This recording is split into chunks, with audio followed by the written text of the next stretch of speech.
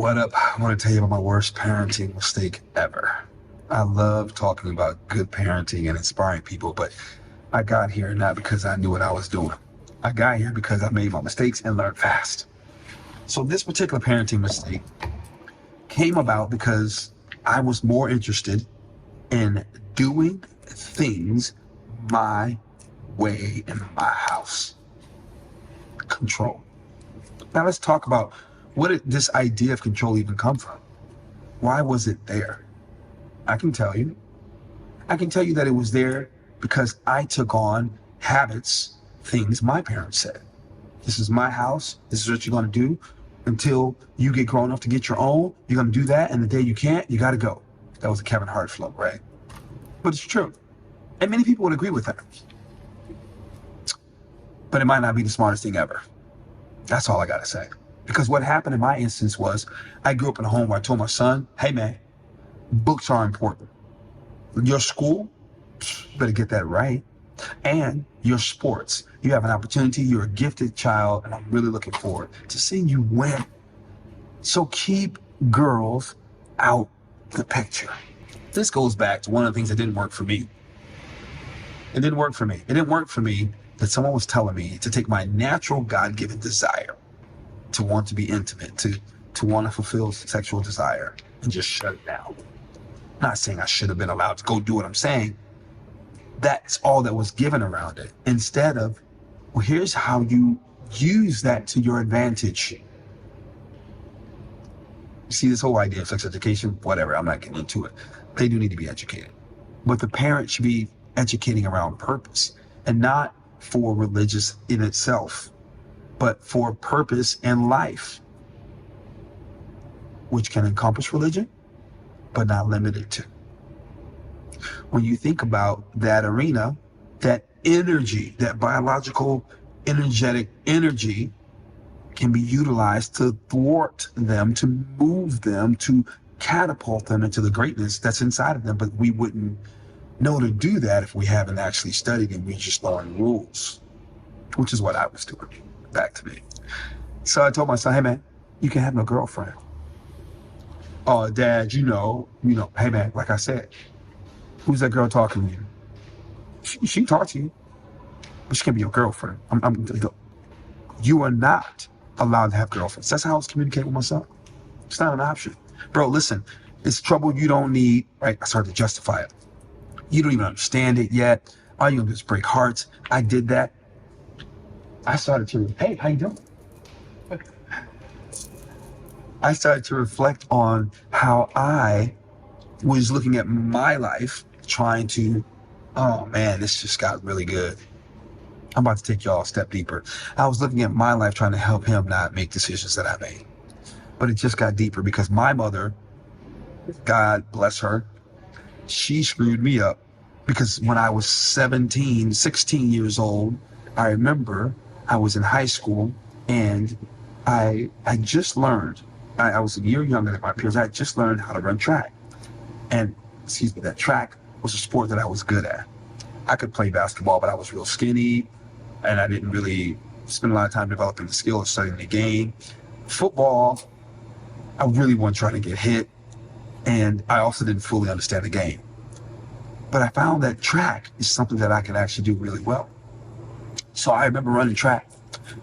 Like, oh man, I'm really good. I went to several meets my first year, invitationals, and it was great. My mother didn't make it to any of my meets because she worked a lot. But I started to get this sense of, I'm good at something. A little bit of pride. Let's go. And as a result of that, I then got to high school, to the big boys. And the school I went to, one of the best in the state.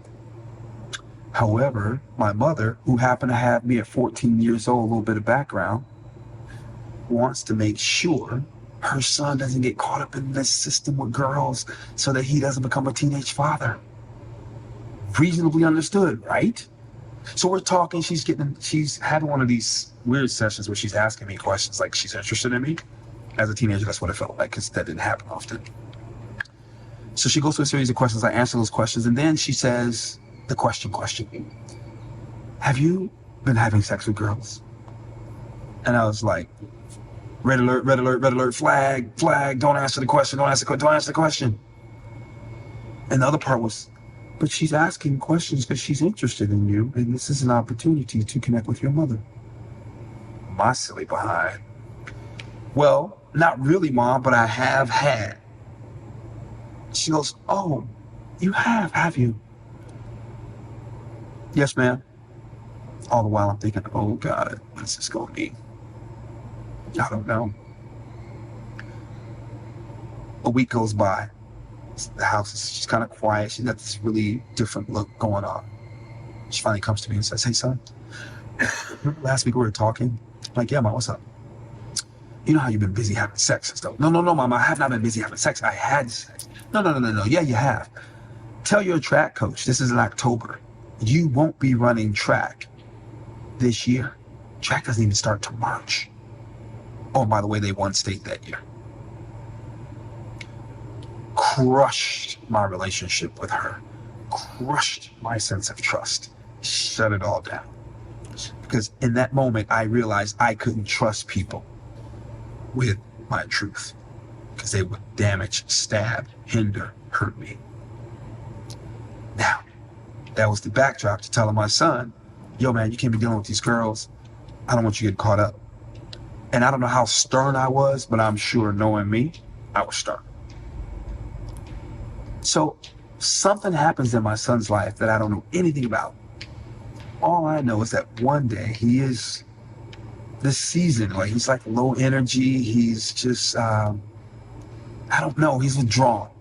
Now, remember I told you having connections with my children is a big deal to me. He's withdrawn. I don't know why he's withdrawn. What have I done wrong? What's going on? Hey, man, why aren't you talking to me? We do all this stuff for you. We want you. That was really smart, right? I got aggressive with him. I got super aggressive with him. Like, you need to talk to us, man. We're your parents. God gave us to you, and all this BS. I mean, it's well-meaning, but it was BS. Do you want to know why? Because that law I laid down about him, not being able to talk to girls, had already been violated, and I didn't really know. I kind of knew, but I didn't really know. It's like, don't bring that around here. It wasn't until he hit like 26. Him and I are good friends. He called me up. He's like, hey, Pop, I need to confess something to you that hurt me.